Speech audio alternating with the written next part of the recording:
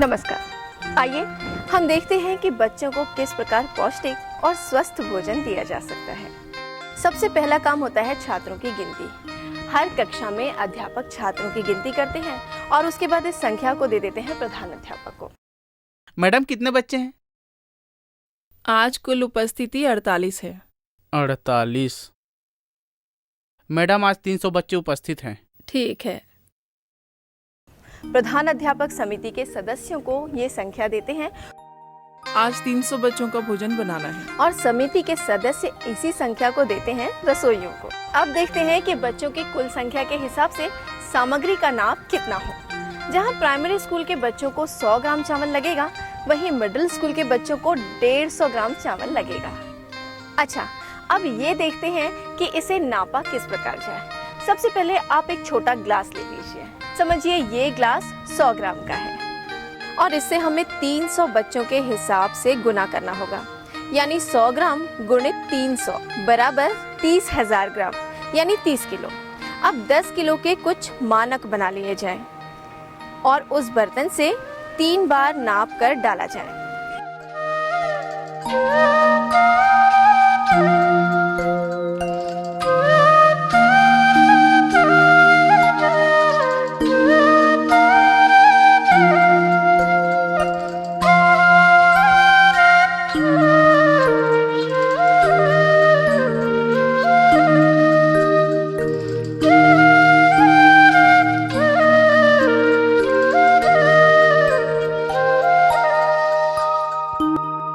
इसी प्रकार अब मिडिल स्कूल के बच्चों के लिए नाप लिया जाए।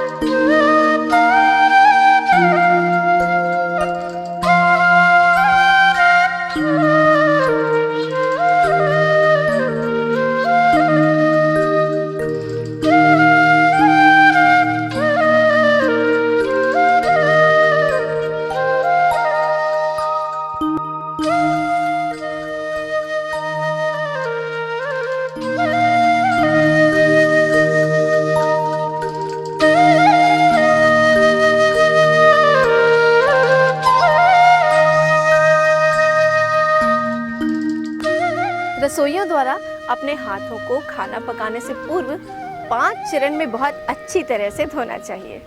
इस प्रकार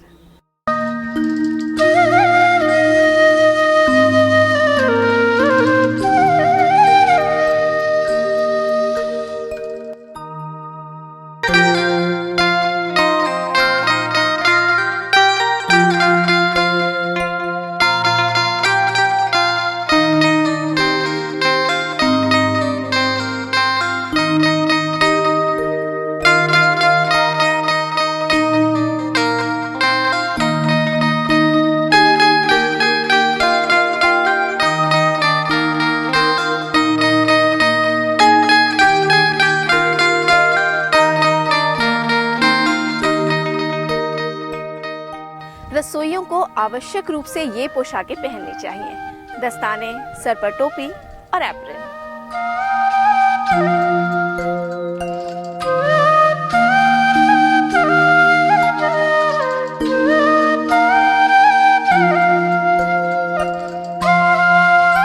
और साथ ही अपने सहायकों को भी ये पोशाकें जरूर पहनाएं।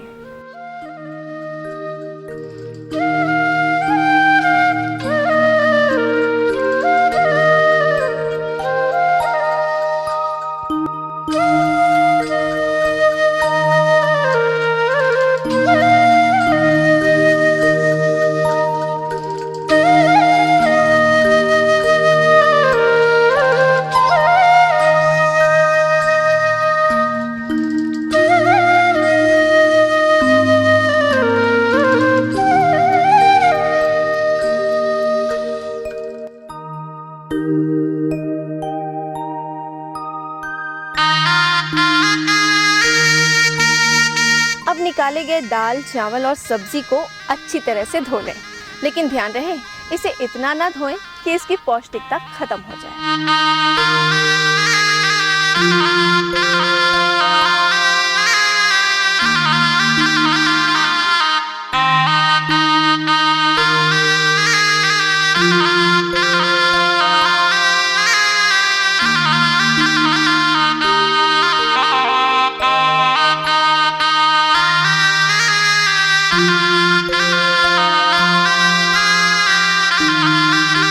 अब धुले हुए दाल और चावल को चूल्हे पर चढ़ा दिया जाए और इसी बीच धुली हुई सब्जियों को काटा जाए।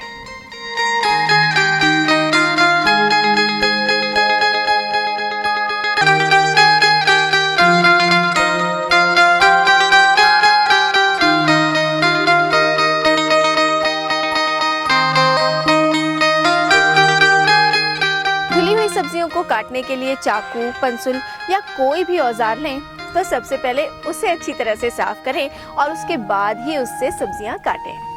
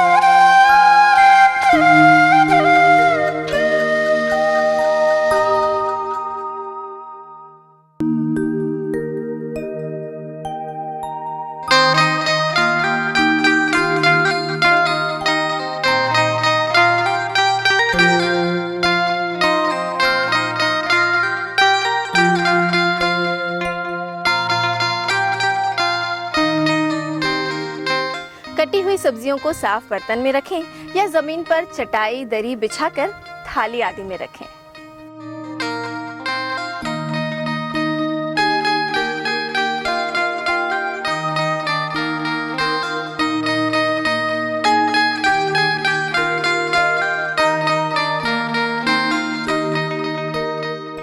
और हाँ, यदि आपको या आपके किसी साथी को सर्दी या खांसी है तो अच्छा होगा कि उसे काम ना करने दें।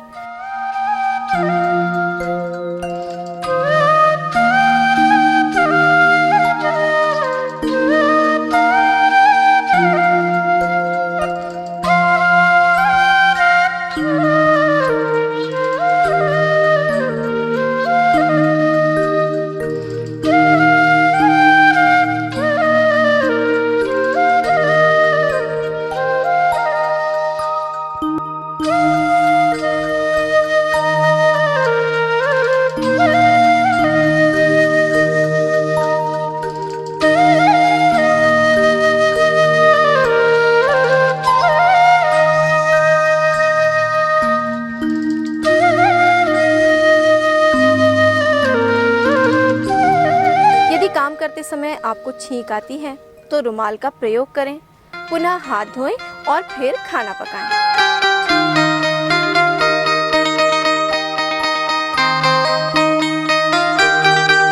अच्छा हाँ, एक बात और, खाना बनाते समय किसी भी प्रकार का नशा जैसे गुटखा, तंबाकू, बीड़ी इनका प्रयोग ना करें। अब तैयार भोजन को ढक के रख दें और घंटी बजने से पहले बच्चों के खाने के बर्तनों को अच्छी तरह से धो लें और उसे साफ कपड़े से पोंछ के रख दें।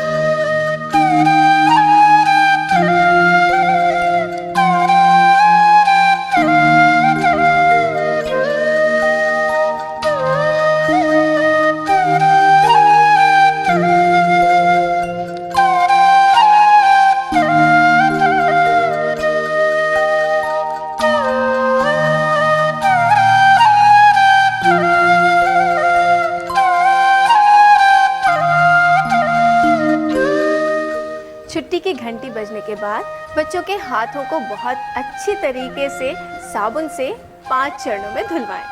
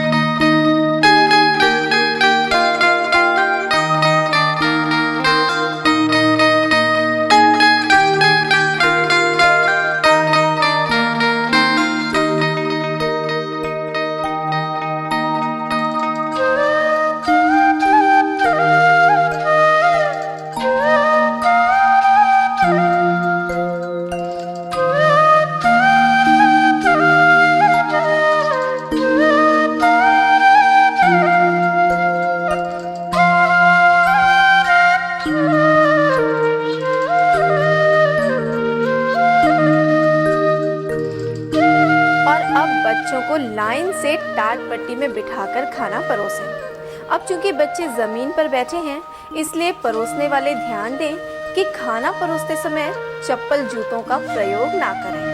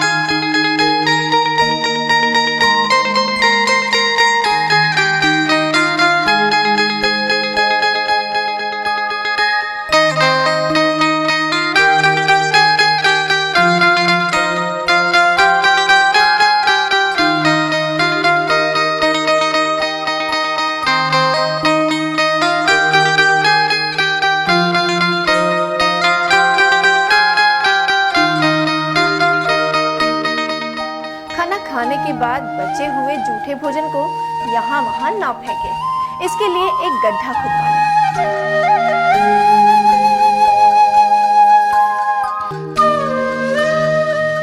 इसके अलावा कभी कभी अतिरिक्त भोजन बचने की स्थिति में, जैसे कभी शाला की जल्दी छुट्टी होने पर बहुत से बच्चे भोजन नहीं करते, या कोई आकस्मिक अवकाश होने पर बने हुए भोजन को नष्ट ना किया जाए। इसे बालाश्रम, अनाथाश्रम, वृद्धाश्रम आदि में दिया जाए, जिससे खाना खराब भी ना हो और उसका पूर्ण उपयोग भी हो जाए। एक महत्वपूर्ण बात वो ये कि कैसे निर्धारित हो कि खाना क्या बनाना है, यानी खाने का मेनू क्या हो। तो आइए अब मिलते हैं हमारी आहार विशेषज्ञ डॉक्टर अरुणा पलटा से, जो ये बताएंगी कि रोज खाना बनाने से पहले खाने का मेनू किस प्रकार तैयार किया जाए। बच्चों के लिए दोपहर का जो भोजन तैयार किया जाता है, उसमें अगर हम बहुत छोटी छोटी सी बातों का अगर थोड़ा सा ध्यान रख लें तो काफ़ी अच्छा और पौष्टिक भोजन हम बच्चों को दे सकते हैं। सबसे पहली बात जो होती है वो है कि जब हम चावल धोते हैं बच्चों के लिए, तो बहुत ज़्यादा देर तक उसे रगड़ के 5-7 बार ना धोएं, 1 या 2 बार धोकर उसका पानी फेंका जा सकता है। क्योंकि देखा गया है कि अगर लगातार हम बहुत देर तक रगड़ कर चावल धोते चले जाते हैं तो जितना बी कॉम्प्लेक्स विटामिन होता है वो ख़त्म हो जाता है। दूसरी बात है कि सब्जियों के साथ भी हमें यही बात ध्यान में रखना है। अक्सर ये देखा गया है कि सब्जियां जो होती हैं वो काटने के बाद पानी में बहुत देर तक डालकर छोड़ दी जाती हैं और घंटे 2 घंटे के बाद फिर उसके टुकड़े निकाल कर और फिर उसे पकाया जाता है। इस तरह से पानी में अगर हम बहुत देर तक सब्जियां काट कर छोड़ देते हैं तो जितने पानी में घुलनशील पोषक तत्व हैं, जिसमें प्रमुख रूप से सभी विटामिन्स आ जाते हैं, खनिज लवण आ जाते हैं, वो सब पानी के साथ निकल जाते हैं और फिर ऐसा जो भोजन रहता है उसका पौष्टिक मूल्य काफ़ी कम हो जाता है। इसलिए काटने के बाद तुरंत धोएं और धोने के बाद ही उसे पकाया जाए, तो ऐसी सब्जियां जो रहेंगी वो ज़्यादा पौष्टिक रहेंगी। इसके अलावा चावल जब हम बनाते हैं तब भी हमें ये ध्यान में रखना है कि ऐसा नहीं कि बहुत सारा पानी जो है वो पहले उबलने के लिए रख दिया और उसमें चावल धोकर डाल दिया। जब चावल पक जाए तो उसके बाद बचा हुआ पानी जो है उसे पसिए के रूप में बाहर निकाल दिया। अब ये जो पसिया या बचा हुआ जो अतिरिक्त पानी होता है उसमें पूरे पानी में घुलनशील पोषक तत्व रहते हैं। अगर हम इसका उपयोग नहीं करते हैं तो चावल का जो पोषण मूल्य है वो बहुत घट जाता है। इसलिए ज़्यादा अच्छा तरीका ये होता है कि जितना हम चावल लेते हैं उससे 2 गुना पानी ही उसमें डालें और डालने के बाद उसे पकाएं। 2 गुना पानी डालने पर यह फ़ायदा होता है कि पूरा पानी जो होता है वो चावल के द्वारा सोख लिया जाता है और बिल्कुल भी अतिरिक्त पानी नहीं बचता है जिसे फेंकने की आवश्यकता पड़े। तो ये जो चावल होगा वो ज़्यादा पौष्टिक होता है। सब्जियां भी जब बनाई जाती हैं तो खुला छोड़कर उसे बहुत देर तक पकाने की अपेक्षा यदि हम उसे ढककर पकाते हैं तो सब्जियां जल्दी गल जाती हैं और उसका जो पोषण मूल्य है वो भी बरकरार रहता है। तो ये दोनों बातें चावल और सब्जियों के संबंध में हमें ध्यान में रखना चाहिए।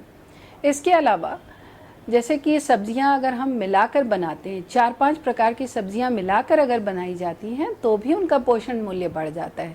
किसी सब्जी में विटामिन ए ज़्यादा होता है, किसी सब्जी में विटामिन सी ज़्यादा होता है, किसी में कैल्शियम ज़्यादा होता है, किसी में आयरन ज़्यादा होता है। जब हम उनको आपस में मिक्स कर लेते हैं तो ज़्यादा संतुलित और अच्छा भोजन जो होता है वो तैयार हो जाता है। दालों के साथ भी अगर यही बात अपनाई जाए तो बहुत अच्छा है। एक दाल बनाने के बदले यदि बच्चों के लिए मिश्रित दाल बनाकर दी जाए, जिसमें हम हर दाल को बराबर मात्रा में मिला लें, मूंग की दाल, मसूर की दाल, चने की दाल, अरहर की दाल, इस तरह की 3-4 दालें अगर हम मिला लेते हैं और मिलाने के बाद अगर हम वो दाल बच्चों को खिलाते हैं तो उसका पोषण मूल्य करीब करीब अंडे या मांस मछली के बराबर हो जाता है। इसलिए यह भी हम बड़ी आसानी से कर सकते हैं और इसमें कोई अतिरिक्त खर्च की भी आवश्यकता नहीं होती है। इसलिए एक बहुत अच्छा उपाय है बच्चों के भोजन में प्रोटीन और अच्छे पोषक तत्वों की मात्रा को बढ़ाने का। बच्चे भोजन में विविधता पसंद करते हैं। अगर हम एक सा भोजन रोज़ बच्चों को देते चले जाते हैं तो उन्हें भी अच्छा नहीं लगता है। तो चाहें तो कभी कभी किसी खास त्यौहार के मौके पर या शनिवार को जब बच्चे बदल कर कुछ खाना चाहते हैं तो उन्हें मूंगफली, चना, गुड़, इस तरह की चीज़ें जो हैं वो अतिरिक्त रूप से दी जा सकती हैं। इनका भी पोषण मूल्य प्रोटीन और विटामिन्स, मिनरल्स के दृष्टिकोण से बहुत अच्छा है। चाहें तो बच्चों को कभी कभी जो आसानी से उपलब्ध फल हैं वो भी कभी दिए जा सकते हैं। आम के मौसम में चूसते वाला आम आता है, गाँवों में काफ़ी सस्ता मिल जाता है, विटामिन ए का बहुत अच्छा साधन है, वो दिया जा सकता है। जामुन के मौसम में जामुन, अमरूद के मौसम में अमरूद, कभी केला। अगर ये भी बच्चों को मध्याह्न भोजन में कभी कभी फल भी उपलब्ध करा दिए जाएं तो इससे बच्चे भी खुश रहते हैं और साथ में उन्हें अच्छा पौष्टिक भोजन भी मिल जाता है।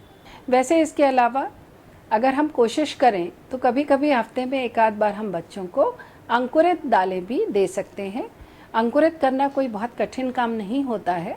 कोई भी साबुत चना या मूंग की दाल लेकर उसे धोकर करीब करीब 1.5 गुना पानी में इसे भिगो दिया जाए और दिन में हमने भिगो दिया और उसको शाम को या उसी बर्तन में हम उसे छोड़ दें, अगले दिन सुबह तक गर्मी के दिनों में उसमें अपने आप अंकुर निकल आते हैं और इस अंकुरित दाल से की दाल बना ली जाए, बच्चों को दी जाए तो इसका पोषण मूल्य जो रहता है ये काफ़ी अच्छा रहता है। सब्जियों का चुनाव जब हम दोपहर के भोजन के लिए बच्चों के लिए करते हैं तो भी हमें कुछ बातें ध्यान में रखनी चाहिए। जैसे कि हरी भाजियां जो होती हैं ये कैल्शियम, आयरन और बहुत सारे पोषक तत्वों का अच्छा साधन है और यहाँ के लोग उसे पसंद भी करते हैं। तो कोशिश करें कि हफ्ते में 2-3 बार बच्चों को हरी भाजियां हम अवश्य दें। यहाँ पर कुमड़ा जो है ये भी बहुत आसानी से उपलब्ध हो जाता है और बनाने में भी बहुत आसान होता है और विटामिन ए से भरपूर होता है। विटामिन ए जो है वो आँखों के लिए बहुत ज़रूरी है, तो इसलिए कभी कभी कुमड़े का भी उपयोग जो है ये हमारे मध्याह्न भोजन में होना चाहिए। इसके अलावा जितनी भी सब्जियां यहाँ पर क्षेत्रीय रूप से लोकली मिलती हैं, जैसा पहले भी मैंने कहा कि मिश्रित रूप से अगर इन्हें बनाकर दिया जाए तो भी उसका पोषण मूल्य जो होता है बढ़ जाता है। चाहें तो कभी कभी दाल में भी हरी भाजी जो है वो मिलाकर बच्चों को दी जा सकती है। बच्चे इसे पसंद भी करते हैं और बच्चों के लिए ये काफ़ी पौष्टिक भी होती हैं। तो यही कुछ छोटी छोटी बातें हैं जिनका अगर हम जिन बातों पर अगर हम ध्यान देते हैं तो मुझे लगता है कि हम बच्चों को ज़्यादा अच्छा और पौष्टिक भोजन दे सकते हैं। और हाँ, अब अंत में खाना देने के बाद रसोई घर को अच्छी तरह से साफ किया जाए।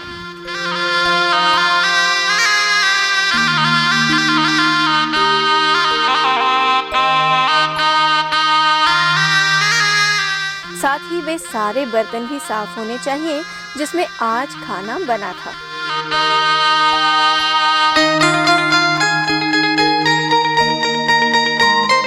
साथ ही साथ आपके द्वारा उपयोग में लाए गए कपड़ों को भी धोया जाए ताकि रोज साफ और स्वच्छ कपड़े पहनकर आप भोजन बनाएं। स्वस्थ भोजन ही स्वस्थ शरीर और मानसिक विकास का आधार होता है। ये बच्चे ही कल का भविष्य है और ये बच्चे स्वस्थ रहेंगे तो देश का भविष्य स्वस्थ रहेगा। इसके लिए आप इन उपायों का सावधानी पूर्वक प्रयोग करें और देश की इस महत्वपूर्ण योजना में अपना योगदान दें।